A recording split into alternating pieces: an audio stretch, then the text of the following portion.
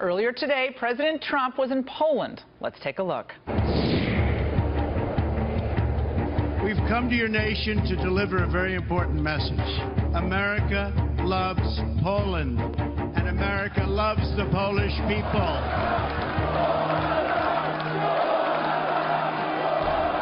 I am here today not just to visit an old ally, but to hold it up as an example for others who seek freedom and who wish to summon the courage and the will to defend our civilization. What CNN did was unfortunate for them. As you know now, they have some pretty serious problems. We want to see fair press. I think it's a very important thing. We don't want fake news.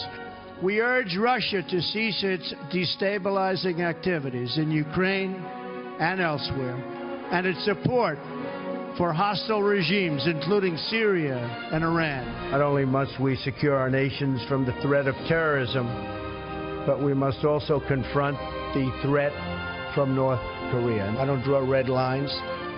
President Obama drew a red line, and I was the one that made it look a little bit better than it was. They are behaving in a very, very dangerous manner, and something will have to be done about it. And I declare today for the world to hear that the West will never, ever be broken. Our values will prevail. Our people will thrive, and our civilization will triumph.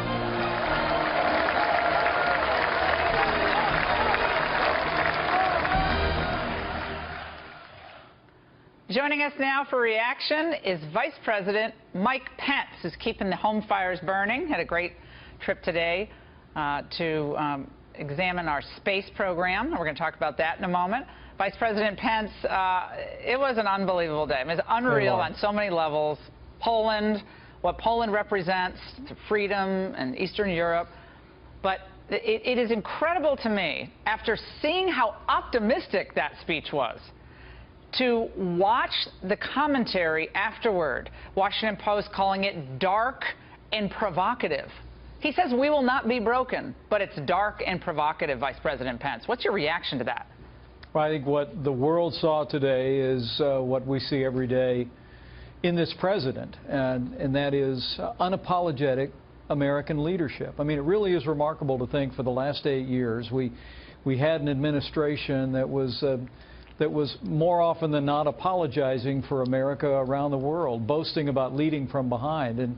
And today in Warsaw, Poland, with those eloquent words that your viewers just heard again, President Donald Trump reaffirmed our nation's commitment to be the leader of the free world. And I have to tell you, having been in Florida today at the Kennedy Space Center, talking with folks down there, the enthusiasm for seeing the kind of leadership that President Trump is demonstrating at home and abroad, and even the leadership he wants to bring to our commitment to space, I think is invigorating the American spirit all across this country. He was criticized for attacking President Obama for not doing more to redress the Russian meddling. He was criticized for attacking the press in a country where a lot of people think, you know, the free press is endangered.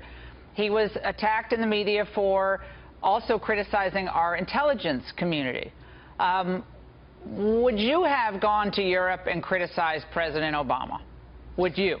Well, look, this president is always going to favor the media and the public with candor. And in the press conference that took place earlier today, he responded to those questions. But I think looking at that speech in that historic square in Warsaw, you saw the president lay out a vision for the West, in his words, a commitment of will that will never back down to the shared values that we in this transatlantic alliance have now shared for more than 75 years. And to hear his reaffirmation of our commitment to NATO, of Article 5, to hear him call on our NATO allies to continue to live up to the commitments they've made to our common defense, and in the same breath to call on Russia the day before his meeting with President Putin to cease their activities, to cease supporting hostile regimes. I just have to tell you, for me, it was an example of the kind of bracing and direct and candid leadership that people across this country welcome in this president. And frankly, as I hear in leaders around the world, they are welcoming a president of the United States who's embracing his role as leader of the free world. In a very real sense, under President Trump, America is back. He's had a frosty relationship with Merkel and clearly Macron. I mean, they're playing to their home crowd as well. But it was announced today that the EU and Japan are forging a new trade deal, and they're using that as leverage against what they see as a president of the United States who's not as friendly to trade. So are they trying to box the United States in to say, look, you guys want to, deep six TPP and TTIP and all these other agreements? Well, we'll do the same to you. We'll box you out. So they're having their own reaction. Well, what the world understands is that President Trump is going to put America first in diplomatic terms and in economic terms. He's put the world on notice that these lopsided trade deals that have been negotiated by multiple past administrations are just unacceptable. America's open for business, but we want win-win trade relationships. And I think you're seeing the world respond to that. Very good discussions with President Moon, who I know he saw again today in Hamburg, but we greeted him in our nation's capital in the last week. We're talking about beginning to discuss amendments and a renegotiation of our trade agreement with South Korea. Well, what about President Obama? He's put China on notice about our trade relationship. And what you see here is a president that's saying, look, we want to engage the world, but we want to engage the world by putting the interests of American workers, American jobs, and American sovereignty first. And what about President Obama then, talking to the president of South Korea after that historic meeting in Washington? It seemed like we were having another presidential side discussion about trade or about other things. I found that to be unusual, to say the least. Certainly President Bush never did anything like that.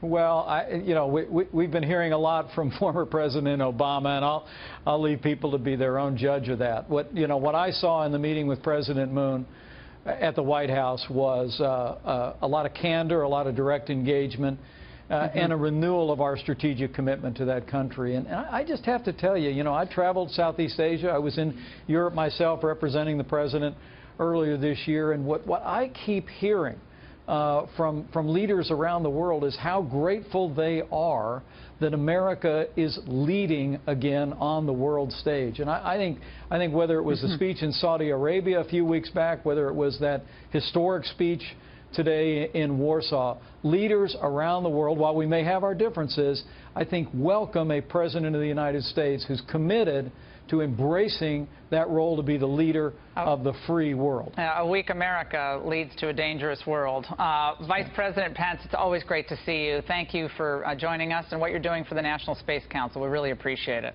Thank you, Laura. And earlier